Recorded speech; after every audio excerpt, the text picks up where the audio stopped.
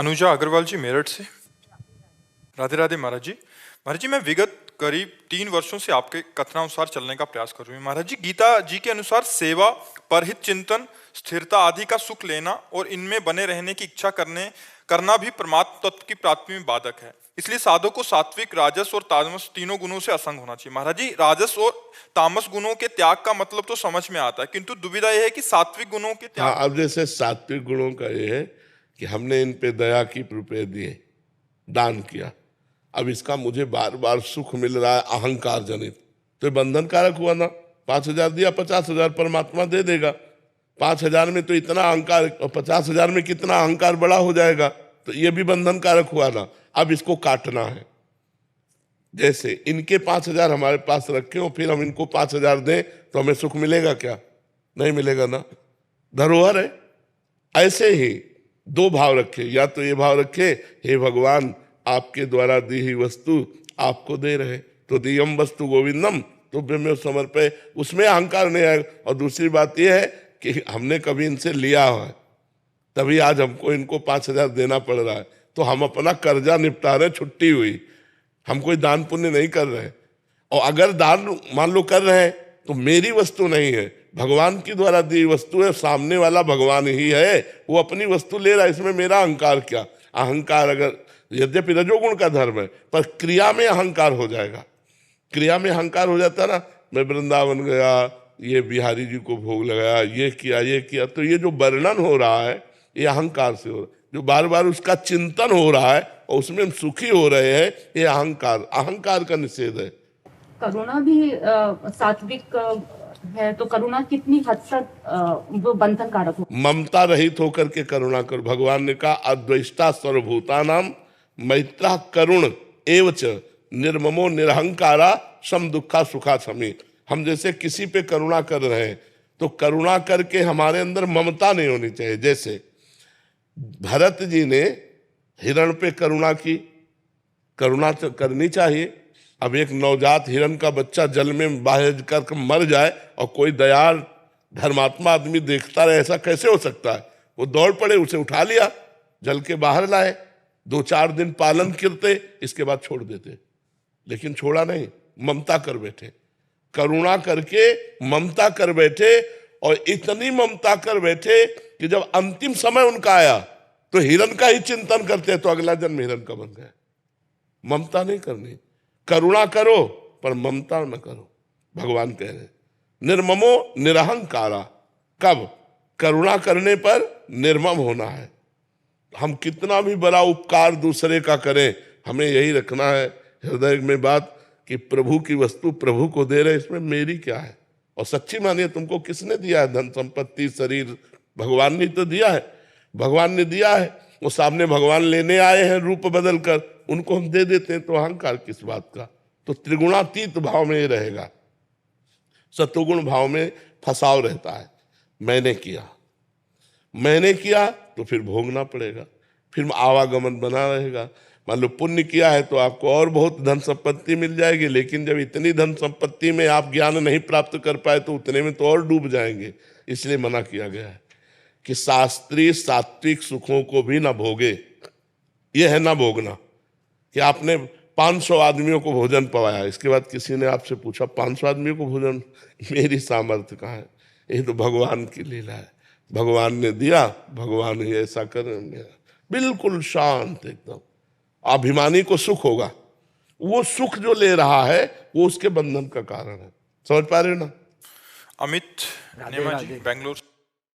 महाराज जी, 2 वर्ष पूर्व महाराज जी का एक वीडियो देखा और मेरा पूरा जीवन ही परिवर्तित हो गया। महाराज जी, श्री जी की कृपा से बिहारी जी की छवि विराजमान है। आपके एक सत्संग में सुना था नीरस भोजन और अल्प भोजन साधना को परिपक्व बनाता है। महाराज जी, मेरा प्रश्न है कि जब भी मैं ठाकुर जी को भोग अर्पित करता हूं तो उत्तम से उत्तम मिष्ठान व विविध व्यंजन अर्पित करने का प्रयास करता हूं, क्योंकि मैं अकेला रहता हूं और प्रतिदिन समस्त भोग सामग्री मुझे ही भोग लगा के पानी होती है। तो महाराज जी, ऐसे में ना तो अल्प भोजन का नियम निभा पा रहा हूँ, ना ही नीरस भोजन का, और पूरी भोग सामग्री छक के पा लेता हूँ। उत्तम भोग लगाए मोर मरकट को सेवे, स्वामी हरिदास जी के लिए आया है। 8 असरफियां रोज बिहारी जी के चरणों से निकलती थी, 56 प्रकार का भोग लगता था, और आप ऐसे लेकर ऐसे, और एक मुट्ठी चना खाते थे केवल, और जो 56 भोग था वो ब्रजवासियों को और मोर बंदर इनको बांट देते थे। उत्तम भोग लगाए मोर मरकट को सेवे। तो जैसे मीठा है, मेवा है, ये चीजें भोग लगाओ, लेकिन एक पात्र में रख लो, बाहर निकलो, गाय में दिखाई दे और पशु पक्षी बंदर दिखाई दे, उनको पवा दो। आप रोटी दाल पाओ, जरूरी है रोज मेवा पाओगे तो बिहारी जी तो पचा जाएंगे, आप तो नहीं पचा पाए। भाई वैसे भी हलवा, पूड़ी, खीर, रसगुल्ला सब भोग हमारी श्री जी को लगते हैं। तो ऐसी चीजें जो हम पाकर भजन ना कर पावे वो दूसरों को बांट देनी चाहिए। कोई न कोई मिले न मिले, बंदर और गाय और श्वान, कुत्ता, ये तो सर्वत्र मिल जाते हैं, पवा दो। जैसे बंदर है मेवा बढ़िया पा जाएगा, गाय भी पा लेंगे, खीर पूड़ी जो भी जैसा हो, अपने अनुकूल भोजन जिससे हमारा पाच्य सुपाच्य रहे और भजन में वृत्ति बने। तो ये नहीं तो फिर आप देखो ना, पाके देखो भजन में कहाँ रुचि बनती है। भगवान का प्रसाद है, लेकिन अधिक से अधिक गरिष्ठ पाओगे तो भगवान के तो लीवर चिदानंदमय है, और अपना लीवर प्राकृतिक वो नहीं झेल पाएगा, रोज खीर पूड़ी नहीं झेल पाएगा, और फिर उसका सप्तम धातु बनेगी, उनके तो बनती नहीं है, अपने तो सब बनता है, फिर उसके लिए जो वेदनाएं होंगी फिर उसका क्या होगा। इसलिए थोड़ा जैसे पंडित रामकृष्ण बाबा ब्रज के महापुरुष ये हैं, तो जब राधा रमण जी जाते और प्रसाद में अगर मीठा का दोना मिलता तो मना कर देते, हमें तुलसी दल और चरणामृत दीजिए। बोले आज जवान को हम मीठा का, कल हमारी जवान मांगेगी, फिर हमें तुलसी दल दो। एक बार बलराम दास जी बाबा झाड़ू मंडल, ये बड़ा रास मंडल के पास है, वो बिल्कुल यमुना जी के किनारे है।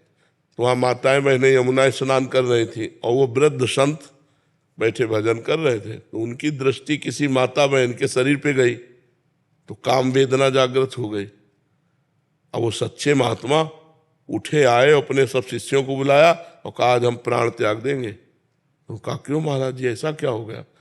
बोले यमुना किनारे भजन कर रहे थे तो देखा एक माई को स्नान कर रहे थे तो अंदर काम आ गया। कैसे आ गया ये, अब प्राण त्याग देंगे? तो शिष्य जन सब प्रवीण थे, तो उन्होंने कहा महाराज जी वृंदावन की परिक्रमा एक बार कर लो, फिर जैसा निर्णय आपका हो। तो नाम कीर्तन के सहित वृंदावन की परिक्रमा हुई तो सब भाव खत्म हो गया। तो उनका कल भोजन कहाँ से हुआ था? तो बोले गोविंद देव, उस समय गोविंद देव जी वृंदावन में विराजमान, अब इस समय शायद जयपुर में विराजमान, जयपुर में विराजमान। तो गोविंद देव जी का प्रसाद आया था, हम सब लोगों ने, तो उनका गोविंद देव जी का प्रसाद, जाओ पता लगाओ कि गोविंद जी को किसने भोग लगाया। तो पता चला कलकत्ता की वैश्या ने। बोले इसीलिए हमारे अंदर काम भाव है। कलकत्ता की वैश्यावृत्ति से कमाया हुआ धन और उसे गोविंद देव जी का भोग लगा, तो गोविंद देव जी तो भगवान है, लेकिन अपने लोग तो, वो बहुत गुस्सा हुए, गए गोविंद देव जी के मंदिर में और कहा प्रसाद ना पावे तो अपमान होता है प्रसाद का, और प्रसाद पावे तो बुद्धि, अब बताओ हम क्या करें। तो उनको गोविंद देव भगवान ने स्पष्ट कहा, वो सिद्ध महापुरुष थे, कि प्रसाद का किनका ले लो, किसने कहा भरपेट प्रसाद पाओ, मांग के मधुकरी पाओ, प्रसाद किनका, थोड़ा किनका ले लिया और मधुकरी मांग करके खाओ। तो ये समझो कि जैसे उत्तम भोग ठाकुर जी को लगाते हैं, तो जो हमारे लिए उचित है वो तो हम प्रसाद ले, और जो हम नहीं पचा पाएंगे, हमें पता है कि इसके पाने से, अब जैसे ठाकुर जी को बादाम और सब डाल के हलवा बनाओ, भोग लगाओ, बहुत बढ़िया, लेकिन आप पूरा पा जाओ तो आप देखो, उसको पाके देखो कैसा लगता है, शरीर में ऊर्जा शक्ति बढ़ेगी, शरीर अन्य भोग वासनाओं की भी मांग करेगा। तो भोग लगाया, थोड़ा ले लिया, फिर गाय को पवा दिया। अपना जब निकले टहलने, कहीं बाहर निकले तो पात्र साथ रखा, जहां देखा गौएं हैं वहां उनको पवा दिया, ऐसा कर लिया। नरेश जी जोधपुर से। राधे राधे प्रभु। राधे राधे महाराज जी। महाराज जी, प्रेम लक्षणा भक्ति क्या होती है और इसे प्राप्त कैसे किया जा सकता है? पहले नवधा भक्ति हो तब प्रेम लक्षणा में पहुंचा जा सकता है। श्रवण कथन सुमिरन सेवन चित लावहीं, अर्चन बंदन अरुदासंतन सख्य और आत्मा समर्पण, ये 9 लक्षण भक्ति बढ़ाई, तब तिन प्रेम लक्षणा पाई। पाई रस भक्ति गूढ़ जुग जुग जग दुर्लभ भव इंद्रादि विधिम। ये जो प्रेम लक्षणा भक्ति है, ये ब्रह्मा आदि बड़े बड़े देवताओं के लिए भी दुर्लभ वस्तु है। ये मनुष्य योनि में नवधा भक्ति करने पर परिणाम में प्राप्त होती है। प्रेम लक्षणा का तात्पर्य होता केवल भगवान से प्रेम, केवल भगवान का स्मरण, केवल भगवान के लिए रोना नाचना गाना, न लाज तीन लोकन की, न वेद को कहो करे, न शंख भूत प्रेत की, न देव जच्छ ते डरे, सुने न कान और की, द्रवे न और इच्छना। ये है प्रेम लक्षणा। कोई परवाह नहीं, हर समय भगवान का मधुर मधुर स्मरण और सुख प्रवाह हो रहा है। गदगद सुर नैना सजल, दंपति रस रहे भीन, ईगत वृंदा विपिन में, फिरे प्रेम तनलीन। प्रिया प्रीतम की रूप माधुरी नेत्रों में है, रो रहा है, कभी प्रेम में कभी विरह में, उसको दुनिया से कोई मतलब नहीं। ये प्रेम लक्षण, पर ये ऐसे नहीं प्राप्त होती, ये नवधा भक्ति करने पर प्राप्त होती। नवधा भक्ति पहला है श्रवणम, खूब भगवान की कथा सुने, भगवान की महिमा सुने, भगवान का नाम कीर्तन सुने, श्रवणम। फिर कीर्तनम, खूब भगवान का नाम कीर्तन करे, भगवान की कथा स्वयं करे, घर में बैठकर भागवत 1 अध्याय 2 अध्याय 4 अध्याय, रामचरितमानस, जो जैसे भाव वाला हो। स्मरणम, भगवान के नाम का स्मरण, भगवान की लीला का स्मरण, भगवान के रूप का स्मरण, भगवान के धाम का स्मरण, नाम रूप लीला धाम का स्मरण। श्रवणम, कीर्तनम, स्मरणम और विष्णुर पाद सेवनम, भगवान की चरण सेवा, अच्छे अच्छे पदार्थों से भगवान को भोग लगाना। अर्चनम, पुष्प है, इत्र है, अगरबत्ती, अच्छे अच्छे द्रव्य वस्तुएं भगवान को समझ। और बंदनम, भगवान को साष्टांग दंडवत करना। बंदनम, श्रवणम, कीर्तनम, स्मरणम, विष्णुपाद सेवनम, अर्चनम, बंदनम। और दास्यम, मैं भगवान का दास हूँ, अंदर ये भाव। और सख्यम, भगवान मेरे मित्र भी है। और आत्मसमर्पणम, भगवान के सिवा मेरा कोई नहीं। जब ये भाव आ जाता है तब भगवान से प्रेम होता है, उसे प्रेम लक्षणा भक्ति कहते हैं। पर शुरुआत यहाँ से होती, श्रवण से। श्रवण, कीर्तन, सुमिरन, स्मरण, ये जब हमारा खूब भगवान का होगा तब हमारे अंदर दास्य भाव आएगा, सख्य भाव आएगा। फिर आत्मसमर्पण, आत्मसमर्पण पूर्ण है, यहीं से प्रेम प्रकट होता है भगवान के चरणों में। समझ रहे हैं आप? श्रद्धा शर्मा जी बेंगलोर से। राधे राधे। राधे राधे महाराज जी। महाराज जी, भय के माहौल में पूर्ण समर्पित होना मुश्किल सा लग। नहीं, भय तो बहुत कृपा है। भय के माहौल में पूर्ण समर्पित होने का चांस ज्यादा है। किसका है? भय के माहौल में तो पूर्ण समर्पित होने का चांस ज्यादा है। जो सभीत आवा सरनाई, रखियो ताई प्राण की नाई। जब हम भयभीत हो जाते हैं, किसी पे विश्वास नहीं रहता, लगता कोई मेरा नहीं, सब जगह धोखा, सब जगह छल कपट, तब तो भगवान के लिए एक चांस ज्यादा बढ़ जाता है कि अब तो केवल भगवान ही है जिनकी मैं शरण में जाऊं। तो आपका अनुभव गलत है। भय, अगर हमको कोई प्यार कर रहा है तो चांस कम है, फिर तो चांस कम हो जाते हैं कि यार अमुक भैया है, अमुक मित्र है, अमुक है जो हमें प्यार करते हैं, तो वहां हमारा मन टिक जाएगा। जब हमें पता चल गया कि हर जगह छल कपट, हर जगह पाप की बात, हर जगह गलत चिंता, तो हे भगवान आप ही हो जो मुझे अपनी शरण में रख ले। तो भगवान की शरण में होने के लिए भय अत्यंत आवश्यक है। मृत्यु का भय, संसार का भय, ये भगवान की शरण में ले जाता है, ये निर्भय करा देता है। तो हमें लगता है भय आना अच्छी बात है।